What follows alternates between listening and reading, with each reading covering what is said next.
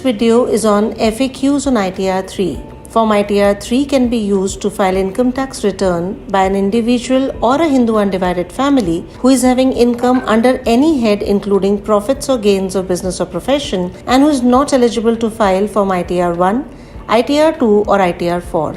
Before moving to the frequently asked questions, let us see some of the key changes in ITR 3 as compared to assessment year 22-23. Please note that with effect from assessment year 23-24, ITR 3 return can be filed in response to notice under section 153C also. So section 153C has been added in part A general information section to form ITR 3. In the general information section, a new field related to FII FPI has also been added with a question whether you are an FII FPI. If you select yes as an answer, you are required to provide the SEBI registration number. Further, as per Finance Act 2022, a new section 115BBH has been inserted in the Act to provide that where the total income of an assessee includes any income from transfer of any virtual digital assets, income tax payable on such income shall be as per the prescribed rates. Section 115BBH changes have been incorporated in Schedule BP,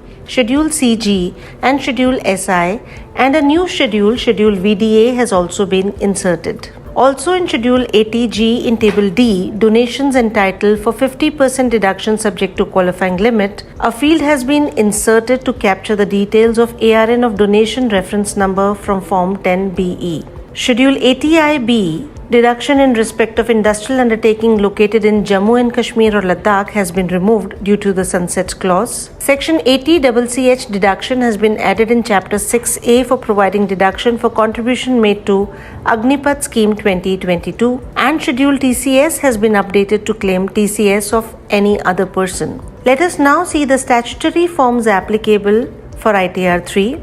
If you are a proprietorship or a partnership firm carrying on business or profession and are required to get your accounts audited as per the provisions of Section 44AB of the Income Tax Act, you are required to file Form 3CB CD if you are not required to get your accounts audited under any other law. The due date to furnish Form 3CB 3CD is on or before 30th September of the relevant assessment year unless otherwise extended. Taxpayers who are reporting income under the head profits and gains of business or profession and choosing the new tax regime are required to file Form 10IE if they wish to report their income under the new tax regime. After submitting Form 10IE, a 15-digit acknowledgement number is generated. You cannot proceed to file ITR 3 in the new tax regime without mentioning this 15-digit acknowledgement number. Please note, individuals and HUFs with business income are required to file Form 10IE on or before the due date of filing income tax return to choose the new tax regime. Moving to Form 10DA. 10DA is a mandatory form to be filed for claiming deduction under Section 80JJAA. Section 80JJAA of the Income Tax Act deals with deductions on profits and gains of business or profession.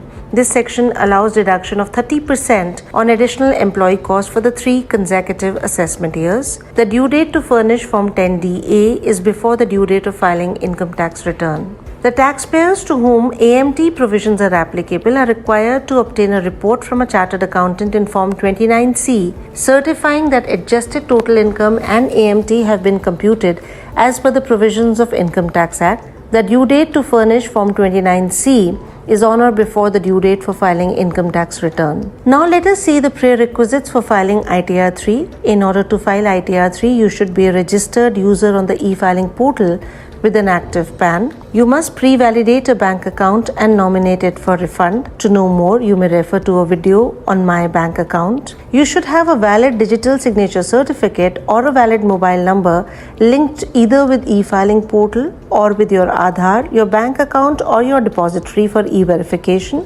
To know more, you may refer to video on how to e-verify.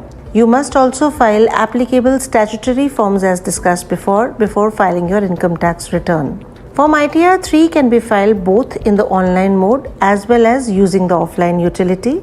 Let us now move to the FAQs and the grievances and the resolutions on ITR 3. While claiming exemption in ITR 3, If you are getting an error that exemption under section 10 subsection 10 for gratuity shall not exceed income offered under the head salary under subhead gratuity receipt and cannot exceed rupees 20 lakhs, please ensure that the breakup of gratuity income is added under scheduled salary after adding the gratuity drop down under salary chargeable under section 17 subsection 1. You shall then be able to claim the gratuity allowance in the exemption section, and you can now file your return using the latest offline utility or through the online mode. While claiming brought forward losses, if you're getting an error that in schedule CG table F serial number 1, the breakup of all the quarters is not equal to the value from item 3.3 of schedule BFLA, please add the breakup of capital gains income under table F in schedule CG, which should match with the net income remaining under serial number 5 of schedule BFLA, and then retry filing the income tax return. If while claiming the exemption of leave travel allowance you're getting an error, kindly restrict the exemption under section 10.5 to leave travel allowance under salary as per section 17.1. Please remember to add the breakup of leave encashment after adding LTA drop down under salary chargeable under section 17 subsection 1 under scheduled salary, and then claim the LTA allowance. While claiming deduction under schedule 6A, deduction under section 80U for self with severe disability, if you are getting an error that it cannot exceed the maximum limit of rupees 1,25,000, you're advised that if you're resuming from the old draft file, then kindly delete 80U entry under schedule 6A, then retry filing or else continue filing in the online mode. If you are getting an error that income details for selected business code under section 44AD should be entered, please remember to save the data after adding the business income details under schedule BP and then confirm the schedule and retry filing your income tax return. If the error is corresponding income offered, gross amount and head of income is to be filled since TDS is claimed in schedule TDS, details of TDS income, as per 16A furnished by the deductor. If such an error arises, you are required to provide the details of gross amount and head of income under schedule TDS and then retry filing your income tax return. At times you may get an error that TDS brought forward and income and TDS under the heading deducted in the hands of any other person as per rule 37BA2 should be provided in different rows. This is a valid error. Taxpayers are advised to enter the TDS details for the financial year 22-23 and TDS brought forward from the previous year separately in TDS2 under scheduled taxes paid.